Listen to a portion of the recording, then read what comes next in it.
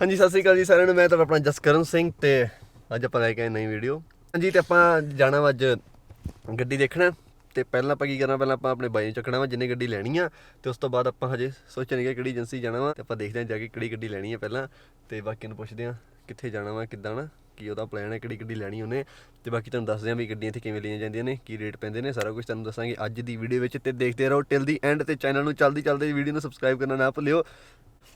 ਠੰਡ ਬਹੁਤ ਆ, ਗਲਵਜ਼ ਆਪਣੇ ਕੋਲ ਪਏ ਨੇ ਤੇ ਲੈਟਸ ਸੀ। ਹਾਂਜੀ ਤੇ ਪਹਿਲਾਂ ਆਪਾਂ ਬਾਈ ਨੂੰ ਕਰਦੇ ਹਾਂ ਕਾਲ ਤੇ ਉਹਨੂੰ ਪੁੱਛਦੇ ਹਾਂ ਵੀ ਕਿੱਥੇ ਆ ਉਹ, ਫਿਰ ਉਹਨੂੰ ਚੱਕਦੇ ਹਾਂ ਉੱਥੋਂ।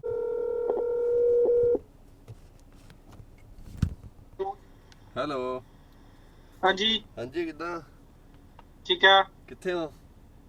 ਘਰੇ ਘਰੇ ਹੀ ਕਰਦੇ ਆ। ਰੋਟੀ ਆਈ ਨਾ। ਅੱਛਾ ਜਾਣਾ ਨਹੀਂ ਤਿਆਰ ਆ ਮੈਂ ਤਾਂ। ਤੇ ਆਵਾਂ ਮੈਂ ਫਿਰ ਹੁਣ? ਦੱਸ ਮਰਜ਼ੀ ਹੈ, ਜੇ ਕੋਈ ਕੰਮ ਹੈ ਤਾਂ ਦੇਖ ਲੈ, ਨਹੀਂ ਕਿ ਜੇ ਕੰਮ ਨਹੀਂ ਹੈਗਾ ਤਾਂ ਫਿਰ ਆ ਜਾ। ਕੰਮ ਤਾਂ ਮੈਨੂੰ ਕੋਈ ਨਹੀਂ ਗਾ, ਵਿਹਲਾ ਹੀ ਮੈਂ। ਚੱਲ ਫਿਰ ਆ ਜਾ, ਫਿਰ ਚੱਲਦੇ ਕਿਸੇ ਪਾਸੇ ਜੀ। ਹਾਂ ਮੈਂ 10 ਮਿੰਟ 'ਚ ਆ ਗਿਆ ਬਸ।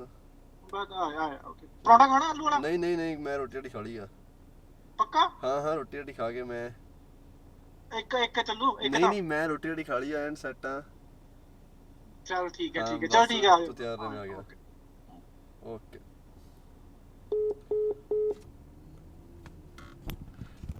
ਲਓ ਜੀ ਤੇ ਬਾਈ ਕਹਿੰਦਾ ਵਾ ਪਰੌਂਠਾ ਖਾਣਾ ਤੇ ਆਪਾਂ ਹੁਣ ਤਿਆਰ ਆ ਤੇ ਆਪਾਂ ਚੱਲਦੇ ਹਾਂ ਉਹਦੇ ਘਰੇ ਤੇ ਉਹਨੂੰ ਮਿਲਦੇ ਹਾਂ, ਜਾ ਕੇ ਦੇਖਦੇ ਹਾਂ। ਓਹ ਡਾਊਨਸ photo so that's where we are going ਤੇ ਆਜੋ ਮਿਲਦੇ ਤੁਹਾਨੂੰ ਵੀਡੀਓ 'ਚ। ਦੀ ਸ਼ੋਰੂਮ ਆਏ ਆ ਗੱਡੀ ਦੇਖਣ ਕੈਨੇਡਾ ਦੇ ਵਿੱਚ।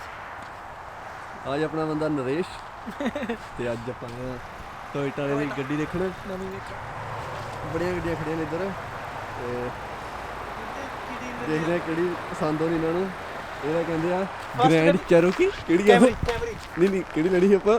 ਰੈਂਗਲਰ ਜੀਪ ਰੈਂਗਲਰ ਲੈਣ ਨੂੰ ਫਿਰਦੇ ਆ ਤੇ ਬਾਕੀ 200 ਦੇ ਕਰੀਬ 200 ਤੱਕ ਚੱਲ ਜਾਊਗੀ।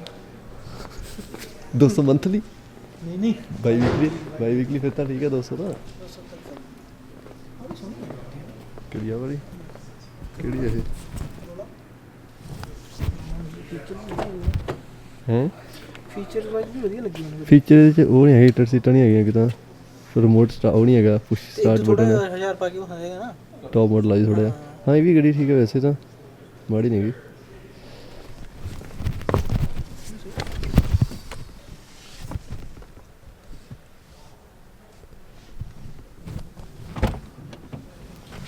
ਗੱਡੀ ਨੇ ਵੀ ਸਹੀ ਹੈ ਭਰਾ। 30000 ਨਾਲ ਰੇਟ ਵੀ ਕੁਝ ਜ਼ਿਆਦਾ ਨਹੀਂ ਹੈ ਰੇਟ ਵੀ ਕੁਝ ਜ਼ਿਆਦਾ ਨਹੀਂ। 23,000 ਨਹੀਂ 28,000 ਕਿ 23,000? 23000 ਦੀ ਫਿਰ ਤਾਂ ਠੀਕ ਆ। 2000 ਪਾ ਕੇ ਜੇ 26 ਚ ਵੀ ਪੈਂਦੀ ਹੈ ਤਾਂ ਆਪਾਂ ਨੂੰ ਕਿੰਨੀ ਮਾੜੀ ਹੈ? ਕਿੰਨੀ ਮਾੜੀ ਨਹੀਂ? 26,000 ਉੱਤੇ ਤੇ ਟੈਕਸ ਲੱਗੂਗਾ ਨਾ ਜੇ। ਅੱਛਾ ਟੈਕਸ ਅਲੱਗ। ਟੈਕਸ ਪਲੱਸ ਟੈਕਸ ਕਿੰਨਾ ਕੁ ਹੋਊਗਾ? 3,000 ਦਾ ਟੈਕਸ ਉੱਤੇ 2-3,000 ਹੋਰ। ਮੈਨੂੰ ਆ ਚੀਜ਼ ਵਧੀਆ ਲੱਗੀ ਇਹਦੇ। ਇਹ ਅੰਦਰ ਨੂੰ ਨਹੀਂ ਆਉਂਦਾ? ਨਹੀਂ ਇਹੀ ਪੰਗਾ ਨਾ, ਅੰਦਰ ਨਹੀਂ ਆਉਂਦਾ ਇਹ। ਬਾਹਰ ਦੇਖੇ ਕੋਈ?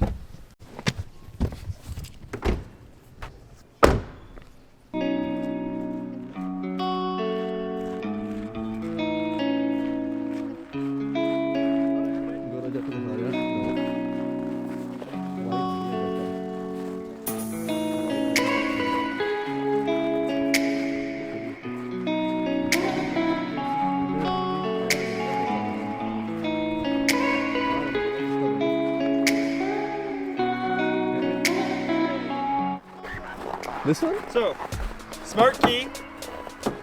Oh, maybe not. Yeah.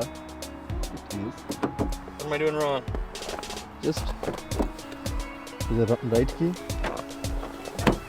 That was smart key. It's a smart key. Leather, heated seats.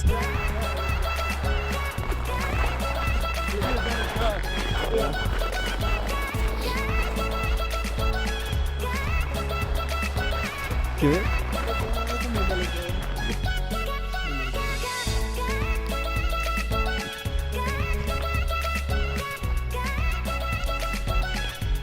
ਕਿਹੜੀ ਲੈਣੀ ਆਪਾਂ ਇੱਥੇ ਹੁੰਦੇ?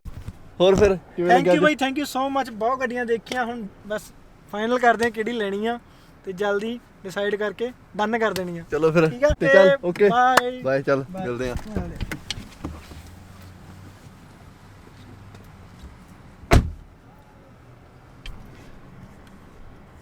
ਹਾਂਜੀ ਤੇ ਹੁਣ ਆਪਾਂ ਆ ਗਏ ਆ ਘਰੇ।